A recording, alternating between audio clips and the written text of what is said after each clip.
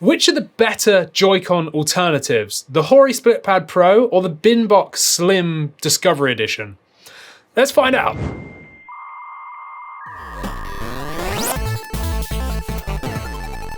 Welcome back to 128KB, I'm Andy, and if you're new to the channel, go down there, hit that like and subscribe, and share this video to anyone you think that might benefit from seeing it. Let's compare the Hori Split Pad Pro, which are officially licensed Joy-Con alternatives, to the BinBok Discovery Transparent Slim Editions. If you've not seen our other videos, we've done a first look and unboxing of the BinBok Slim controllers. We've also done a definitive review, so definitely check those videos out if you haven't seen them already. Now we're going to look at an alternative, which is the Hori Split Pad Pros, which are these ones just here, which are everyone pretty much knows, to these, which are the BinBoks. And well, there's quite a bit to say, to be honest. So I don't know which ones to go over first. Let's go over the Hori Split Pad Pros. So the Hori Split Pad Pros originally launched, and I've got the original ones from a few years ago now, or whenever it was, 2 years ago, maybe 3 years ago. And this was for the game Daemon X Machina, which is why this one has that little sort of symbol on the X just there. These were made for that game, which is like a mech sort of shooty game, and it was made to sort of make it easier. These are more like a pro controller. They're really big, they're really clunky, but they're way more ergonomic than your standard Joy-Cons because they fit into your hands much nicer. They just kind of give you better grip. There's no need for a grip if you're playing handheld, and you've got full-size sort of pro controller style joysticks, which makes it way more accurate and just nicer to use, to be perfectly honest. And you have a D-pad, and the D-pad is quite nice. It's got quite a nice D-pad on there, but there's some sort of negatives here. But before I say that, these got so popular that basically Hori went, you know what, let's do loads of different designs. So I'm kind of gutted because you can get some really cool designs. There's Sonic ones, there's Pikachu ones, there's other Pokemon ones, there's all sorts of different designs for these rather than these boring black ones that I have, which are just like this, which is fine. I'm not going to buy any more just because I've already got a pair, but you can get alternative colors, and that's, you know, something to mention because sometimes the aesthetics mean stuff, right? But straight up, these have a lot of drawbacks. So you can only use them on the Switch. You cannot use them separately. These buttons do not work. So they're basically just redundant because there's no battery in them whatsoever. You cannot use these wirelessly. There's no rumble in them. There's no NFC. There's no sort of IR support. There's no gyro. There's nothing. Like, these are literally powered by your Switch. So it's gonna, you know, cause the battery to basically drain a bit quicker because they're powering the controllers as well. Not by much, but your Switch battery will drain a little bit quicker because there's no batteries in them. They're also super clunky. So like, look at this, look at the size of this. They're big. You've got this big old bit here so that when the Switch like sits down, it's got something to rest on. They're really big and clunky. If I put them on, so let's put one on there, it's huge. Like, look at that. Like, it's really chunky. It does not sit flush to the screen. You've got a big old step up there. If I put the other one on, like, look at the size of that. Like, it is massive. It's probably bigger than a Game Gear now. No, it is bigger than a Game Gear. I'm looking at my Game Gear behind the camera on my shelf. It's much bigger than a Game Gear. This is super clunky to hold. It's so wide. This basically saved me on Animal Crossing because what these do have is it has turbo and an extra button on the back. So you've got this assignable button. So let's go over that first. So you can assign, there's an assign button on the front here, which is just like a mushy button. I'll go over feel in a second, but assign means that on each controller, you can assign a button or a directional press on the D-pad. And then you can press this button on the back and that will use that button instead. So you've got like a mappable button on the back. You also have turbo. So what you can do is press the turbo button and then say assign it to a trigger, let's say. And then when you press the trigger and hold it, it will repeat that action over and over and over and over and over again. Or you can have it the other way around where you just press it once and then it will repeat that indefinitely until you press it again. And you can change how fast the action is as well. So you can have it press like 5 times per second or 15 times per second. You can change all that. So it is pretty cool. So the benefit is much, much bigger joysticks. That is pretty much the biggest play here, and also the ergonomics, because it is wider. There's no need for a grip. The Joy-Cons are very, very like cramped up, and it's kind of hard to get to the joystick easier because you really want to be at an angle like this. And this pretty much does that for you because it's so big that you can do it. It is comfortable, but they are very, very big. And like I said, these are handheld only. You can only use these in handheld mode because there's no battery, there's no wireless feature, there's nothing. Now, in terms of feel, I personally find the buttons pretty spongy. There's a lot of travel, and they're just that like sponginess to them. They are consistent in feel to themselves, but they are kind of spongy. All of these other buttons as well are like rubber, so there is like a kind of rubbery feel, and you can't turn the switch on by pressing the buttons. You have to press the on button on the switch. So these are kind of like rubbery buttons. I don't really like that myself. The triggers as well, they're all right, but there's quite a lot of distance and travel in them. They're quite mushy in terms of feel. Like overall, in terms of build quality, the plastics and stuff are fine, but they just feel a little bit cheap. Like, I don't know, they just feel, as a licensed controller, they do feel a little bit meh. Now, they may have updated that.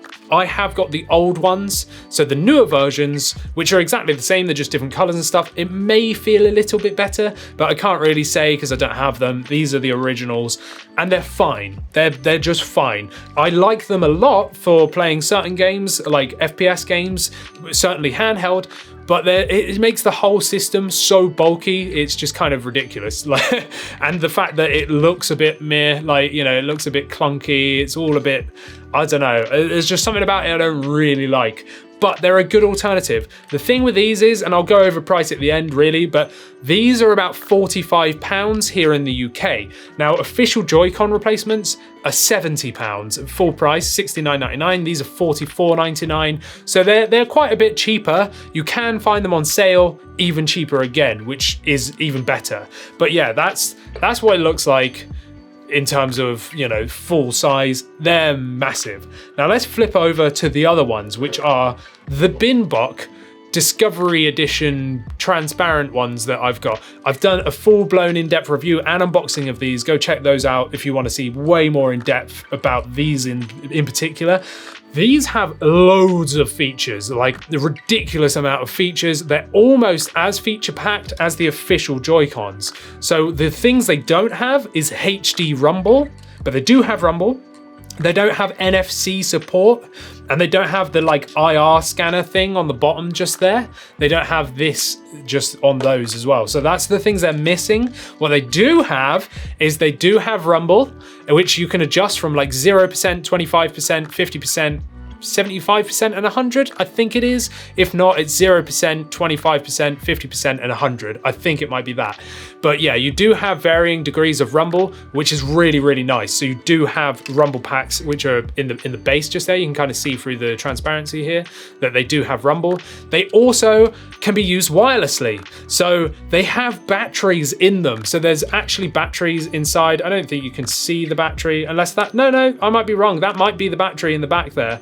But, you know, somewhere inside there is batteries, and they're 500 milliamp hours each. I got about 4.5 hours of playing with it, and these have RGB LEDs in them too. So you actually have an RGB LED, which is adjustable. You can change the colors, you can change it from breathing, you can change RGB like effects as well. It's really, really cool. So you do have that. They have gyro as well. So you can use them for like Skyward Sword, which is what I was doing, which is really cool. You can use these individually. So you can give someone that controller and someone else this controller, and they can play them side by side, just like the actual Joy-Con. So one player can have one, the other player can have another. You're not tethered to using this whole thing. The other thing as well is you've got that sort of middle placement piece so that you can put these on the like this and have a controller. And they also have an ergonomic design as well. So these are much smaller because this is the slim edition. They do a full size edition, which is very similar to the Hori Split Pad Pros. I don't have those, so, you know, I can't tell you my opinions on them. And the other thing I want to just put in, I should have said at the beginning, I've bought all of this myself. I've not been sent any of these for free. These are all my own opinions. So yeah, but yeah, so these have much better joysticks in terms of feel than the original Switch like Joy-Cons, but I'd even say these feel nicer than the Hori ones. The Hori ones are full size, so they are bigger. These are slightly smaller, but these have a nicer resistance to them. There's a little bit more resistance to them, and they feel nice. Like, they feel really, really nice. I really do like that. It does have a D-pad as well, but the D-pad's a little bit rubbish. In terms of feel of the buttons, it's very consistent. I mean, some of the triggers are very slightly different, but barely.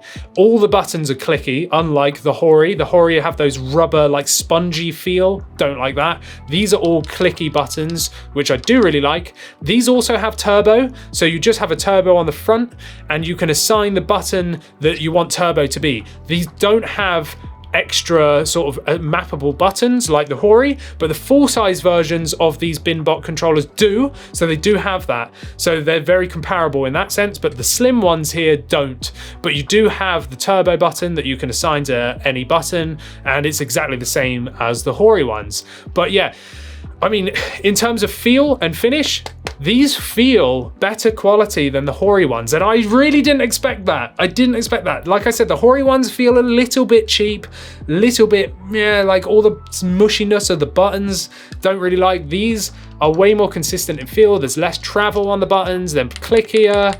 The joysticks feel really nice, and they're feature packed. They are feature packed. You do have USB-C on the bottom here, but that is for firmware updates.